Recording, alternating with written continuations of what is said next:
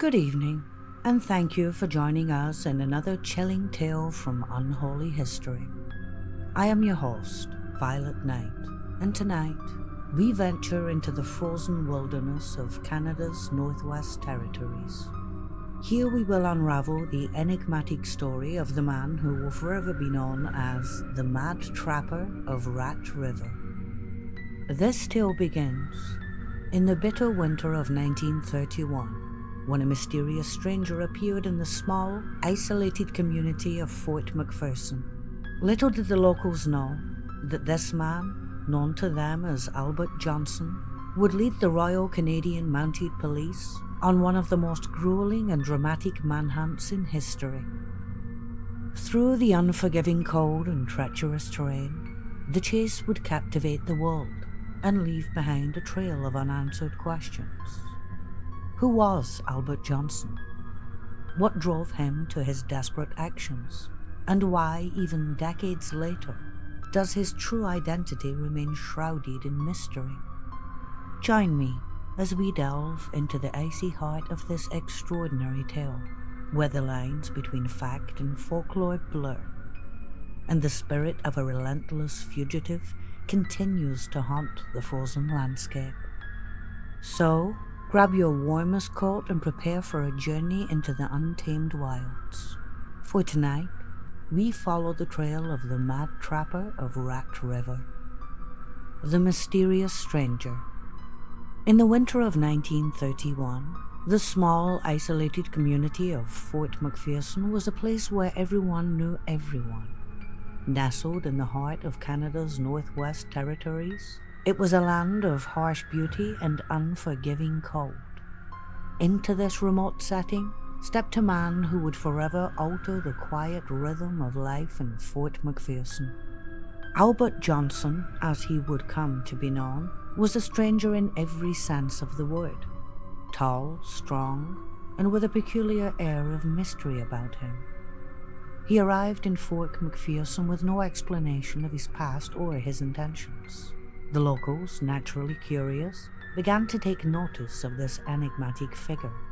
Johnson was a man of few words, preferring solitude to the company of others. He built a small cabin on the banks of the Rat River, far from the prying eyes of the community. His behavior was peculiar, to say the least. He rarely interacted with the locals, and when he did, it was with a guarded demeanor that only served to deepen the mystery surrounding him. The locals began to speculate about Johnson's true identity and motives. Was he a fugitive on the run? A man with a dark past seeking refuge in the wilderness? Or perhaps something even more sinister? The questions multiplied, but the answers remained elusive. The cabin at Rat River. In the heart of the frozen wilderness, Albert Johnson built his sanctuary, a small, isolated cabin on the bank of the Rat River. This was not just a home, it was a fortress of solitude, a place where he could escape the prying eyes of the world and live according to his own rules. The cabin itself was a testament to Johnson's resourcefulness and determination. Constructed from the materials he found in the wilderness, it was a sturdy structure, designed to withstand the harsh Canadian winter. Inside, Johnson lived a simple yet self-sufficient life, relying on his trapping skills to provide for himself. But it was not just the cabin that set Johnson apart from the rest of the community. His trapping activities soon began to raise eyebrows. The locals noticed that he was setting traps in areas that were off-limits, ignoring the unwritten rules of the land. This behavior did not go unnoticed by the Royal Canadian Mounted Police, who were tasked with enforcing the laws of the wilderness. Johnson's actions suggested a man who was either unaware of the regulations or, more likely, deliberately flouting them. This defiance only served to deepen the mystery surrounding him. Why was he so determined to operate outside the law? What was he hiding? In the frigid winter of 1931, the Royal Canadian Mounted Police, or RCMP, received reports of illegal trapping activities near the Rat River. The suspect was none other than the enigmatic Albert Johnson, whose isolated cabin had become a source of both curiosity and concern to the locals. Determined to uphold the law, a small contingent of RCMP officers set out to investigate. They made their way through the unforgiving wilderness, their breaths visible in the icy air, and approached Johnson's cabin with a mixture of caution and curiosity. The officers knocked on the door, announcing their presence and their intention to question Johnson about his trapping activities. But what they encountered was far from the cooperative response they had anticipated. Johnson, it seemed, had no intention of complying with the law. He refused to open the door, and when the officers persisted, he responded with a chilling warning. "If you come in, I'll shoot you." The officers, taken aback by this sudden hostility, attempted to reason with him, but their efforts were met with silence. Undeterred, the RCMP officers decided to take a more forceful approach. They attempted to break the door down, but Johnson was prepared. He had fortified his cabin, turning it into a veritable fortress. As the officers tried to gain entry, Johnson opened fire, unleashing a barrage of gunshots that sent the officers scrambling for cover. The standoff had begun. The RCMP officers, now under fire, realized they were dealing with a man who was not only defiant but also dangerously unpredictable. The peaceful wilderness of the Rat River had suddenly become a battlefield, and the mad trapper of Rat River had made his intentions clear. He would not go down without a fight. The Great Chase. The standoff at Albert Johnson's cabin had escalated into a full-blown manhunt. The RCMP officers, now aware of the danger they faced, called for reinforcements. The hunt for the mad trapper of Rat River was about to become one of the most grueling and dramatic pursuits in Canadian history. The RCMP officers, led by the determined Constable Alfred King, set out to track Johnson through the unforgiving terrain. The wilderness was a formidable adversary, with temperatures plummeting and the landscape covered in a thick blanket of snow. But the officers were undeterred, driven by a sense of duty and the need to bring Johnson to justice. The chase was relentless. Johnson, with his knowledge of the wilderness and his resourcefulness, proved to be an elusive quarry. He left behind a trail of false leads and cleverly concealed traps, designed to slow down his pursuers and buy him time. The officers, despite their best efforts, found themselves constantly outmaneuvered. Johnson's tactics were not only cunning, but ruthless. He would ambush the officers, firing shots from hidden positions, and then disappear into the wilderness before they could retaliate. As the days turned into weeks, the manhunt began to take a toll on the officers. The harsh conditions and constant threat of attack wore them down, both physically and mentally. But their resolve never wavered. They were determined to bring the mad trapper to justice, no matter the cost. The chase reached a critical point when Constable King, the lead officer, was severely injured in an ambush. Despite his wounds, King refused to give up. The manhunt had become a test of wills, a battle between the relentless pursuit of justice and the desperate fight for survival. The media frenzy. As the manhunt for Albert Johnson intensified, the story began to captivate not just the local community, but the entire world. The mad trapper of Rat River had become a sensation, a figure both of fascination and fear. Newspapers across Canada and beyond seized upon the tale, splashing dramatic headlines across their front pages. Reporters flocked to the Northwest Territories, eager to cover every twist and turn of the unfolding drama. The wilderness, once a place of solitude and isolation, was now a stage for a global spectacle. The media portrayed Johnson as a larger-than-life figure, a mysterious and dangerous outlaw who had outwitted the RCMP at every turn. His actions were dissected and analysed, his motives speculated upon, and his identity the subject of endless debate. The public was enthralled. The story of the Mad Trapper offered a thrilling escape from the mundane, a tale of adventure and danger set against the backdrop of the untamed wilderness.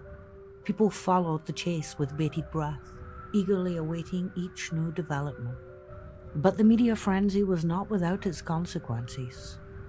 The intense scrutiny placed additional pressure on the RCMP, who were already facing a formidable challenge in the pursuit of Johnson. The officers were not just hunting a fugitive anymore. They were performing on a global stage with the eyes of the world upon them. It had become about so much more than some recklessly placed traps. The Final Showdown. After weeks of relentless pursuit, the manhunt for Albert Johnson reached its climactic conclusion. The RCMP, bolstered by reinforcements and driven by a steely determination, had finally cornered the Mad Trapper on the frozen Eagle River.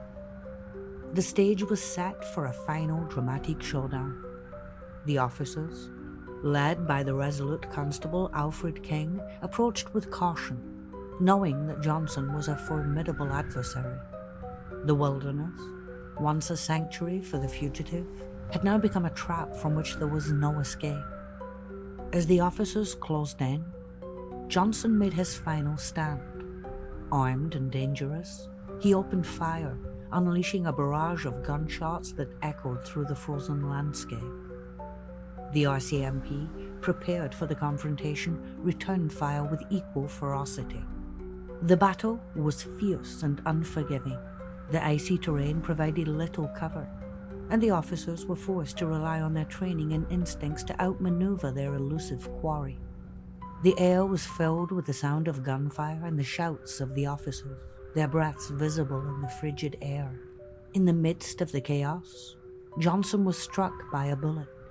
The Mad Trapper of Rat River, who had evaded capture for so long, finally succumbed to his injuries. The manhunt that had captivated the world had come to a dramatic and tragic end.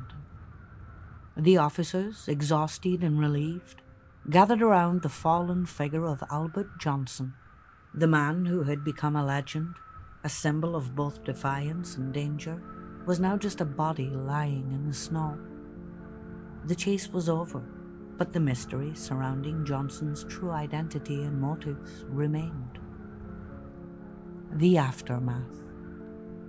In the aftermath of the showdown, the RCMP officers stood over the body of Albert Johnson, their mission complete but their questions far from answered. The Mad Trapper of Rat River, who had captivated the world with his daring and defiance, was now a lifeless figure in the snow. The officers began the grim task of identifying the man who had eluded them for so long. They searched the body and his belongings, looking for any clues that might shed light on his true identity and motives. But what they found only deepened the mystery. Johnson carried no identification, no personal effects that might reveal his past. His possessions were those of a man who had chosen to live off the land, a solitary figure with no apparent ties to the world he had left behind. The investigation that followed was extensive and meticulous. The RCMP, determined to unravel the enigma of Albert Johnson, explored every possible lead. They interviewed locals, examined records, and even consulted with experts in an attempt to piece together the puzzle of his identity. But despite their best efforts, the truth remained elusive. Theories abounded, each more intriguing than the last. Was Johnson a fugitive from justice? A man with a dark past seeking refuge in the wilderness? Or was he simply a loner, a man who had chosen to live outside the bounds of society?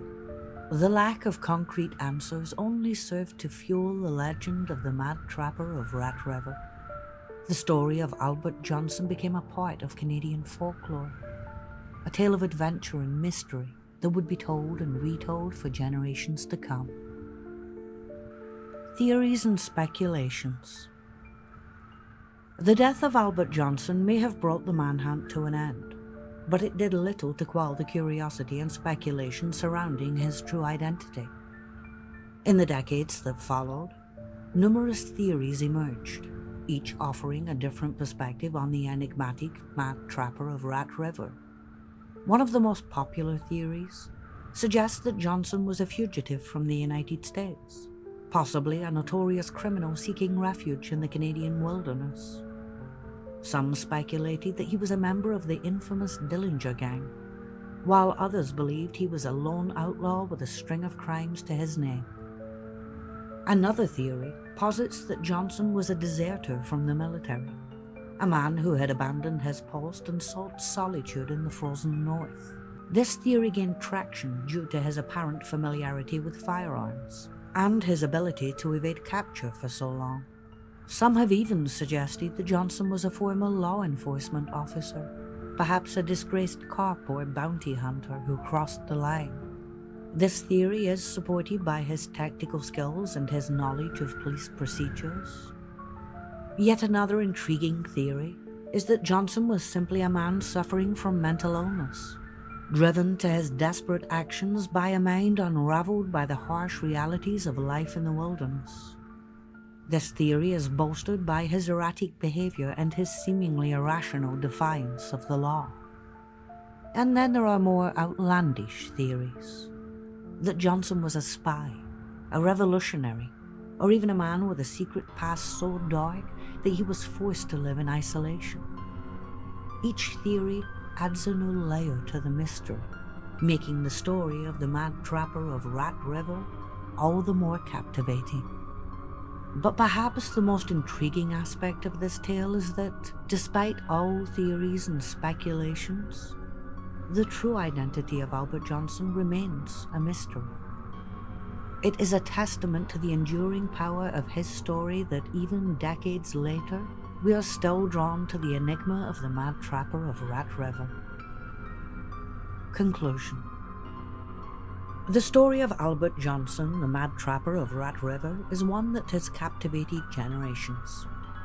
From his mysterious arrival in Fort McPherson to his dramatic final standoff on the frozen Eagle River, his tale is a testament to the enduring allure of the unknown.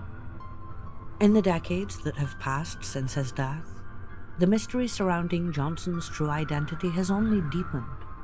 Theories abound, each offering a different glimpse into the enigma that was the Mad Trapper. Yet, despite all that speculation, the truth remains elusive, a tantalizing secret locked away in the frozen heart of the Canadian wilderness. But perhaps it is this very mystery that makes the story of Albert Johnson so compelling. It is a tale that invites us to question, to speculate, and to wonder.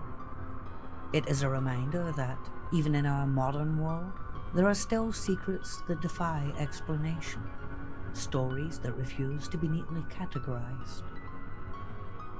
So, dear viewers, I invite you to ponder the enigma of Albert Johnson. What do you believe was his true identity? What drove him to his desperate actions? And why, even decades later, does his story continue to captivate us? Thank you for joining me on this journey through the frozen wilderness of Canada's Northwest Territories. Be sure to like, share, and subscribe to Unholy History for more tales of intrigue and adventure. And until next time, may your curiosity never wane and your spirit of exploration never falter. And if you have been watching the gameplay in the background during this video, this is from the second installment of the corner game, Broom. I highly recommend it, but I do warn it is not for the faint of heart. Even I had trouble with this one.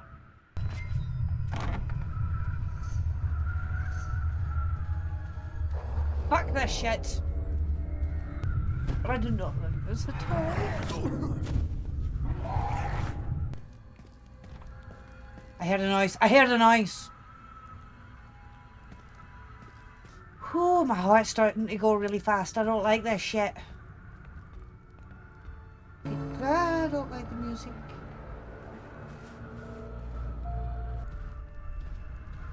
Oh, come on!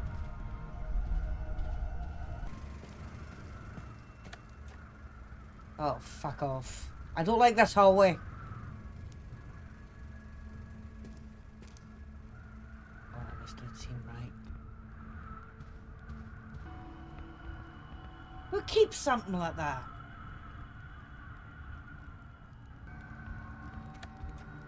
Ha! Jesus!